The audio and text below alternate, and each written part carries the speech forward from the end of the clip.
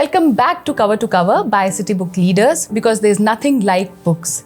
Happy to bring you episode 4. We will all remember 2020, nahi? Maybe for that hobby we picked up again, or the relationship we decided to work on, or let go, or finding a new passion, or just finding ourselves, reconnecting, disconnecting. 2020 made all of us slow down, appreciate life, appreciate health, and appreciate relationships. It was tough too. Despite everything we saw, we are grateful for 2020. I was reviewing another book when 50 Toughest Questions by Deepak Ramola came my way. Here is Deepak, a young philosopher, a lyricist. Remember Yari Teri Yari? An author, an educator, and this one is my favorite, the kindness ambassador at the UN. From the age of 14, he has been collating life lessons, which finally culminated into Project Fuel, forwarding the understanding of every life lesson, and this beautiful book. He has worked with victims of human trafficking in Nepal, to middle school children in Afghanistan, to Syrian refugees in Europe, to women of abandoned villages in Uttarakhand. At this young age, the wisdom he collected by working with such diverse people clearly shows in his conversations. You have to glow in the love of other people, but you have to glow by default in your own love for yourself and other people. About the book, 50 Toughest Questions of Life, as the name suggests, is a compilation of 50 questions that Deepak has drawn from those lessons. From my conversation with him, I know it was tough for him to create this list of 50. I think we may be looking at a sequel soon. The book language is simple and you would enjoy the lightness of it. The questions are deep and force you to look inward. I also feel depending on what stage of life you are at, some questions will connect deeper than the others. In the book, Deepak puts the question out and then gives an anecdote from his life. As always, I have chosen the ones that connected with me. Here you go. 1. Does the world offend you or amaze you? For the author, it clearly amazes him. It shows in the beautiful book written by him. I am personally someone who loves people and conversations and anything that may come out of it. The world and its being clearly amaze me. So much to do, read, learn, travel, and watch. How can it offend anyone? 2. If you had 3 seconds of courage to share something you have not necessarily done before, what would that be? Deepak shares a letter written to him by this young girl and how he changed her life. Without going into the details of the letter, the thought that struck me when I read it was, how does one deal with such a responsibility of impacting so many lives? When I posed the question to myself, I knew exactly what that would be. I had wronged a friend, at least in my mind a few years ago, and somehow carried the guilt. Of course, I buried it by justification of how I did not know, how I was right, etc., etc. In a recent workshop, I spoke about it openly. It took all my courage to admit it, and of course, my heart was pounding, my face going red. After the initial shame for myself, I felt lighter and freer and finally forgave myself. Do you have the courage to share something you haven't before? 3. Are you okay? Are you? I love how Deepak has beautifully asked an everyday question and almost forced the readers to be honest and aware and not comfortable with, yes, I'm fine, thank you, but instead, today maybe I feel a little irritable. I wonder why. Ideally, this should be the most important question of our everyday life. But we take this the most casually, isn't it? If not for others, maybe for ourselves, we can ask and answer, are you okay? 4.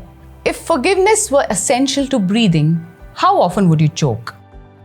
Okay, this one was tough. Deepak narrates his story of travel to Banaras and his visit to this guest house in Banaras where people come to die. People apparently are allowed there for a maximum of 2 weeks. In his search for answers, he realized how the one big regret people have when they die is the baggage that they carry and the relationships they did not mend, or maybe kept them unresolved to be mended in the end. Learning here, do we really need to carry them, or do we have a choice to resolve, unburden, and live free? 5. What does pain that no longer hurts morph into? Acceptance, unshaken smiles, memories that do not affect you anymore, courage, wisdom, empathy, a bitter emotion, or a tattoo on your body, the number you forever blocked, or as Deepak says, grace. Personally, in my case, my pain has morphed into immense learnings. I'm grateful for them. I feel I am who I am because of everything I went through, and I would not want to change anything, including the pain that I now cherish. On a lighter note, they've also morphed into stories over glasses of wine with friends. Cheers to that. 6.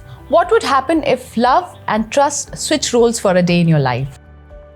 I like Deepak's take on this. He says, and I quote, "Trust is earned through actions, while love can be sporadic and irrational." When I read this chapter, I took some time evaluating and re-evaluating this question. Does trust and love go hand in hand, or are we okay loving people without trusting them? I leave this answer to you. For me, trust is an integral part of love, and I cannot imagine one without another. 7. If now is forever, is it enough? Have we done enough, or is our story still being written? Are there things in your list still to be ticked? I feel most of us would say we are in transit. If, however, your answer is yes, as Deepak says, then pay it forward and pay it backward. 8. What is your favorite word? This one was really heartening for me. Whoever thinks of a favorite word, like really. Deepak, with all his experience and wisdom, did give us some nuggets to smile on too. Not everything he has mentioned is all heavy. So I thought and thought and thought, and I finally arrived at my favorite word, abundance. When I think of this word, I feel good, I feel satiated and happy for being who I am. 9. So far, in the gallery of your life, are you the art, the artist, or the visitor?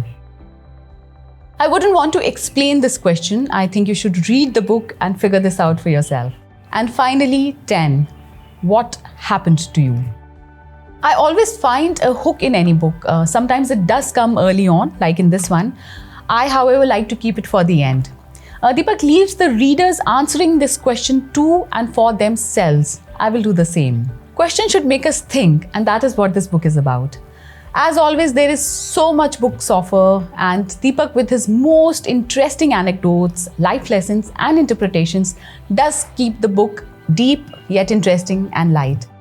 It was tough for me to choose 10 from the 50 questions he asked. What I can tell you, however, is that this one is for you to keep by your side, like a little companion. This is Cover to Cover by City Book Leaders. Ladies and gentlemen, and my name is Sarika Panchi, and I read.